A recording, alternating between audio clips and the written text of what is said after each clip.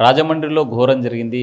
ఈ నెల 3వ తేదీన ప్రసాద్ ఆదిత్యమ్మలకి సినిమా కోసం వెళ్ళి వినోదం ఆ సినిమా చూసిన తర్వాత తిరిగి వచ్చేటువంటి క్రమంలో జరిగినటువంటి ప్రమాదం ఒక్కసారిగా ఆ కుటుంబంలో విషాదాన్ని మిగిల్చింది.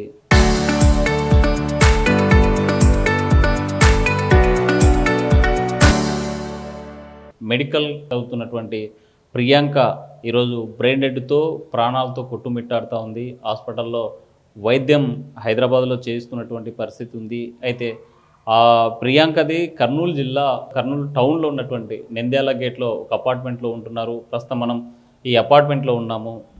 ప్రియాంక ఎలా ఉండేది, వాళ్ళ తల్లిదండ్రులు ఎప్పటి నుంచి ఇక్కడ ఉంటున్నారు ఏంటనేటువంటి అంశం మీద మనం ఆర్టీవీ ఎక్స్క్లూజివ్గా అందిస్తున్నటువంటి అంశాలు. ఇక్కడే ఇది ఒక అపార్ట్మెంట్లో ఏలుకూరు ఎంక్లో 5th ఫ్లోర్లో ఉన్నటువంటి అపార్ట్మెంట్కి వచ్చాం మనం.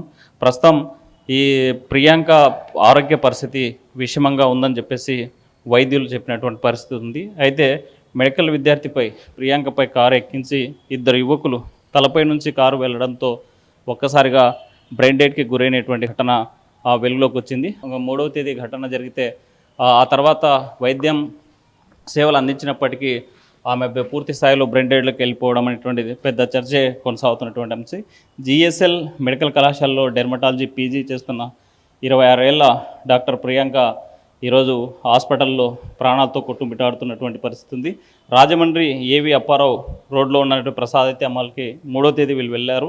మాల్ నుంచి స్కూటీపై బయటికి వస్తున్నటువంటి సమయంలో ఏవి అప్పారావు రోడ్లో తమ కారుతో వెనుక నుంచి ఢీకొట్టినటువంటి ఇద్దరు యువకులతో డాక్టర్ ప్రియాంక తీవ్రంగా గాయపడినటువంటి పరిస్థితి ఉంది. అయితే అదే సమయంలోనే తలపై నుంచి కారు వెళ్లడంతో తీవ్ర గాయాలయ్యాయి.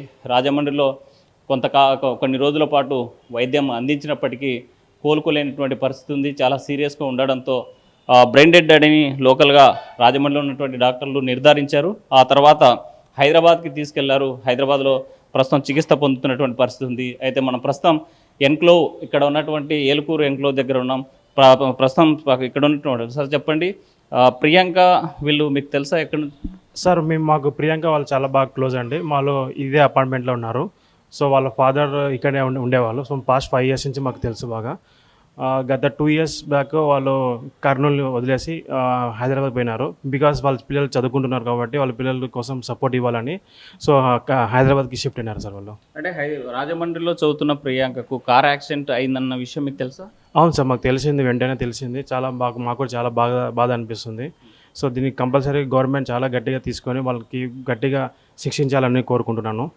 ఈ ప్రమాదం ఎలా జరిగిందనేసి మీకున్న సమాచారం? సార్ మాకు ఎలా తెలిసిందంటే మాకు అంకుల్ చాలా బాగా క్లోజ్ అనమాట. సో అంకుల్ ఫ్రెండ్స్ కూడా ఇక్కడ ఉన్నారు. సో అంకుల్ ఫ్రెండ్స్ మాకు వెంటనే మాకు ఇన్ఫామ్ చేశారు. సో ఇట్లా అమ్మాయికి ఇట్లా పరిస్థితి యాక్సిడెంట్ జరిగింది తెలిసింది.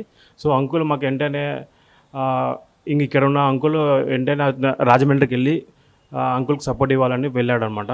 అంత మాకు కూడా బాగా క్లోజ్. కానీ నాకేంటంటే నాకు ఇక్కడ వర్క్ ఉంది కాబట్టి నేను వెళ్ళలేకపోయాను అంతే.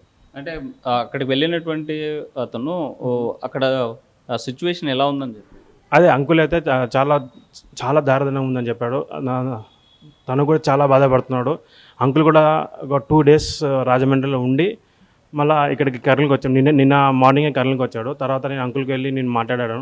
ఏంటి అంకుల్ పరిస్థితి అంటే చాలా బాగలేదని చెప్పాడు. సో నేను కూడా దేవునికి మనసులో కోరుకుంటున్నాను త్వరగా తను కోలుకోవాలని. అంటే ఇప్పుడు ప్రియాంక ఇక్కడ ఏ స్కూల్లో చదివేది, ఎక్కడ చదివేది, ఎలా ఉండేది అవన్నీ డీటెయిల్స్ మాకు తెలియదండి. అంటే ఈ అపార్ట్మెంట్ చాలా కొత్తగా అనమాట. సో మాకు అలా పరిచయం అనమాట. ఇక్కడ ఒకటేసారి మేము జస్ట్ ఒక 5 years బ్యాక్ ఈ అపార్ట్మెంట్ కన్స్ట్రక్షన్ జరిగింది. సో ఆ టైంకల్లా అందరూ బాగా పెద్దగా ఉన్నారు. అందరూ ఆ టైంకి వాళ్ళు చదువుకుంటున్నారు అందరూ. సో జస్ట్ పండగలకి దానికి వచ్చి వెళ్ళేవారు అనమాట. అప్పుడు అంకుల్ మాకు పరిచయం చేశారు. మా పెద్ద అమ్మాయి అంకుల్కి మొత్తం 3 కూతుర్లు. ఈ అమ్మాయి పెద్ద అమ్మాయి, రెండో అమ్మాయికి మ్యారేజ్ జరిగిందన్నమాట రీసెంట్గానే. అంతే. అంటే మొత్తం ఈయన ఏం చేసేవారు? అంటే ప్రియాంక తండ్రి ఏం చేసేవారు? ప్రియాంక తండ్రి ఇక్కడ కర్నూలులో వాళ్ళకి రియల్ ఎస్టేట్ ఉందన్నమాట. రియల్ ఎస్టేట్ వ్యాపారం చేసేవారు. సో అంకుల్ కూడా అప్పుడప్పుడు తన ప్లేసెస్ ఇక్కడ ఉన్నాయి కాబట్టి ఎవ్రీ 2 months 3 monthsకి వచ్చి తను చూసుకుని వెళ్ళేవాడు. అంటే ఈ ప్రియాంకకు ప్రమాదం జరిగింది అని చెప్పి విన్న తర్వాత ఎలా ఫీల్ అయ్యారు? చాలా బాధగా ఉందండి. అది ఎందుకంటే అంకుల్ మాకు చాలా క్లోజ్ అనమాట ఫ్రమ్ పాస్ట్ 5 years నుంచి.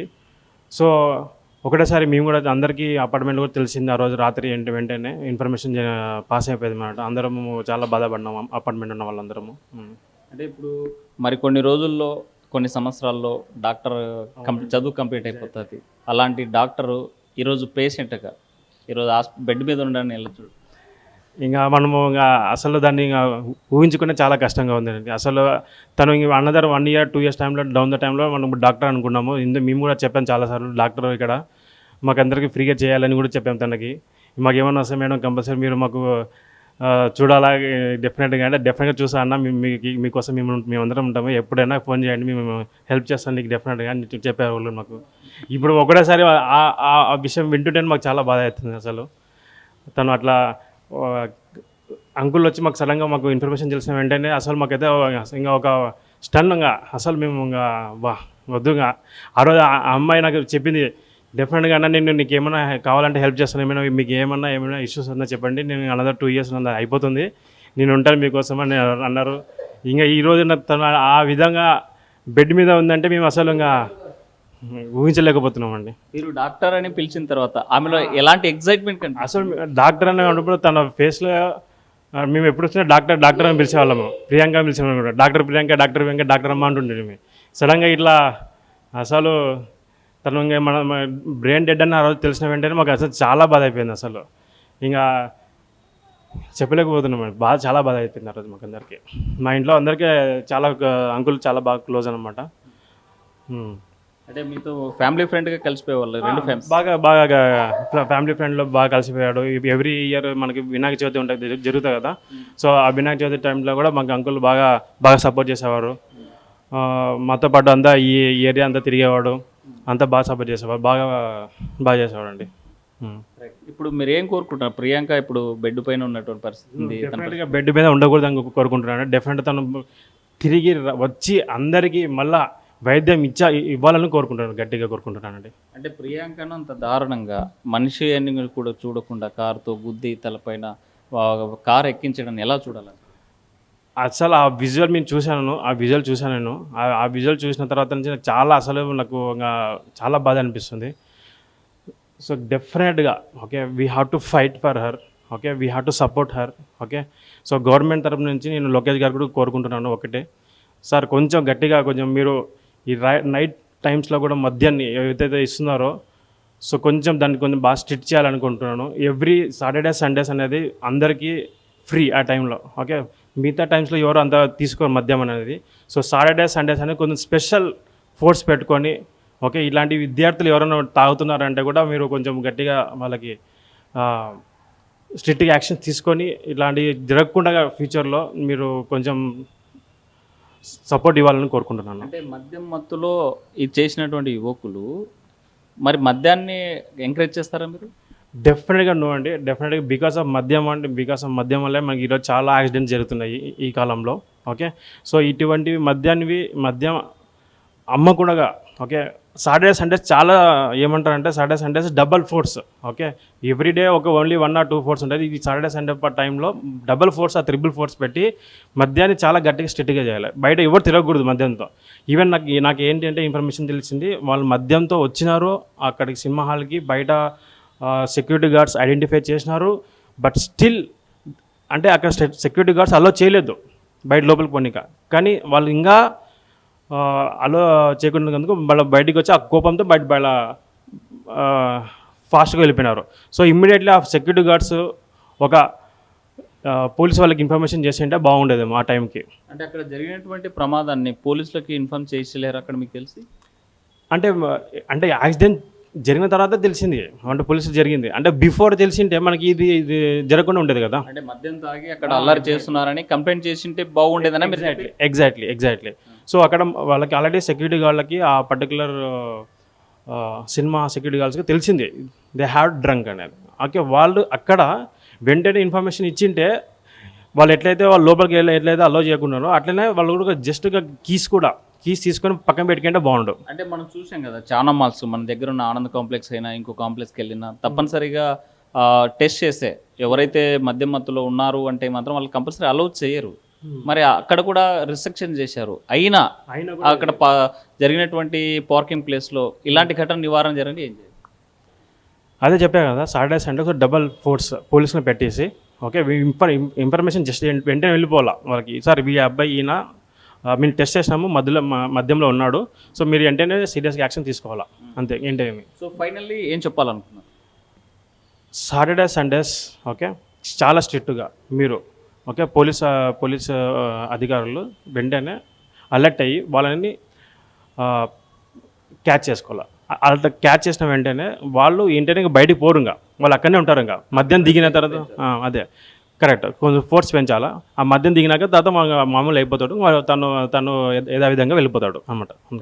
మొత్తంగా చూసుకుంటే ప్రియాంకకు జరిగినటువంటి ఘటన చాలా బాధేస్తూ ఉంది. చిన్నప్పటి నుంచి కూడా మేమంతా ఇక్కడ అంటే గత 5 ఏళ్ళ నుంచి కలిసి ఉన్నాం. 2 ఫ్యామిలీల్లో ఒకరికొకరుగా ఉండేటువంటి పరిస్థితి ఉంది. వాళ్ళ తండ్రి రియల్ ఎస్టేట్ వ్యాపారం చేస్తూ ఈ అపార్ట్మెంట్లో చాలా కలివిడిగా అందరితో కలిసేటువంటి తత్వం. 2 ఏళ్ల క్రితమే విద్య కోసమే హైదరాబాద్ వెళ్ళారు. అయితే సీట్ వచ్చిన తర్వాత తను డెర్మటాలజీగా రాజమండ్రిలో ఉన్నటువంటి మెడికల్ కాలేజీలో జరిగింది. అయితే ఈ ప్రమాదం ఒకసారిగా ఊహించరాంది. ఆ ప్రమాద ఘటనకు సంబంధించినటువంటి సీసీటీవీ ఫుటేజ్ చూస్తే మాత్రం చాలా బాధేస్తుంది. ఇలాంటి వాళ్ళు తాగినటువంటి మత్తులో చాలామంది ప్రాణాలు తీస్తూ ఉన్నారు. డ్రంక్ అండ్ డ్రైవ్ కేసులు పెంచాలి. వీకెండ్స్లో ఫ్యామిలీస్తో సరదాగా వెళ్ళాలి అనుకున్నటువంటి వాళ్ళు ఇలాంటి ప్రమాదాలకే గురవుతున్నారు. అలాంటి వారిపైన తప్పనిసరిగా చర్యలు తీసుకోవాలని చెప్పేసి స్థానికులు చెప్తున్నటువంటి మాట. వీడియో జర్నలిస్ట్ చంద్రశేఖర్తో హుస్సేన్, RTV, కర్నూలు.